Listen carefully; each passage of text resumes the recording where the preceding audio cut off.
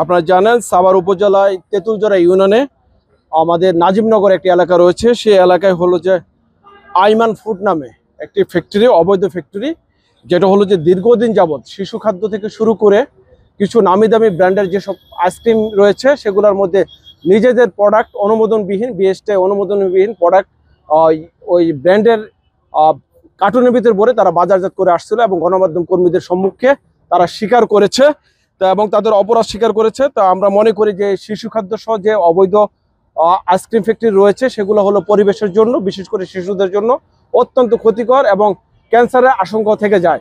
তো আমরা এই জিনিসগুলো হলো যে আমরা দুপুরের পর থেকে এই ফ্যাক্টরিতে অভিযান চালাচ্ছি। আমার সাথে 3 জন এক্সিকিউটিভ ম্যাজিস্ট্রেট রয়েছে যারা আমার সহকারী কমিশনার ভূমি হিসেবে সাভারের বিভিন্ন সার্কেলে কর্মরত রয়েছে।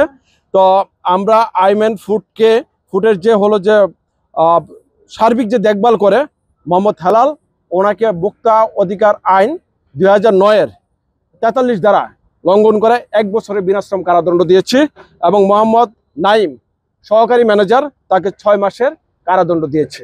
আমরা আপনাদের মাধ্যমে বলতে চাই, সাভারের মাটিকে ব্যবহার করে কোনো অবৈধ কারখানা, কোনো অবৈধ কাজ আমরা করতে দিব না এবং সেই কারণে সকল শ্রেণী পেশা মানুষ এর সহযোগিতা কামনা করছি।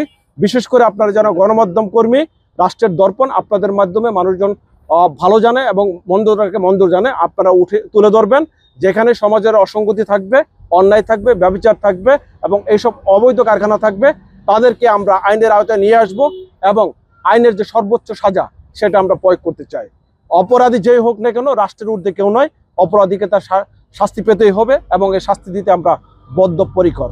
আপনাদের সহযোগিতা কামনা করছি এবং বাকি যারা অবৈধ ফ্যাক্টরির মালিক রয়েছেন, আমি তাদের প্রতি একটি বার্তা দিতে চাই, সাভারের মাটিকে ব্যবহার করে আমি ইতিপূর্বে বলেছি কোনো অবৈধ কাজ, অবৈধ ব্যবসা আমরা পরিচালনা করতে দিব না। বৈধ ব্যবসায় রয়েছে যারা রয়েছেন তাদেরকে আমরা উপজেলা প্রশাসনের পক্ষ থেকে সর্বোচ্চ সহযোগিতা করব এবং অপরাধী যেই হোক না কেন, যত বড়ই হোক না কেন, যত শক্তিশালী হোক না কেন, তাদের বিরুদ্ধে আমরা আইনের সর্বোচ্চ শাস্তি প্রয়োগ করব। ধন্যবাদ সকলকে। বিপুল পরিমাণ, আপনারা জানেন আপনাদের সম্মুখে বিপুল পরিমাণ শিশু খাদ্য আমরা করেছি। এটার যে হলো যে কেমিক্যাল, ফুড কেমিক্যাল, যেটা কেমিক্যাল আমরা ধ্বংস করব আপনাদের সম্মুখে এবং এই কারখানা কার্যক্রম আমরা বন্ধ করলাম। আমি আপনাকে বলেছি, তাকে যে আছে হেলাল, মোহাম্মদ হেলাল, তাকে 1 বছরের কারাদণ্ড দিয়েছে, বিনাশ্রম কারাদণ্ড, এবং মোহাম্মদ নাইম তাকে 6 মাসের সহকারী ম্যানেজার, তাকে 6 মাসের বিনাশ্রম কারাদণ্ড প্রদান করা হয়েছে। আমি আবারও বলছি, ইতিপূর্বে আমি বলেছি কারাদণ্ড প্রদান করেছি।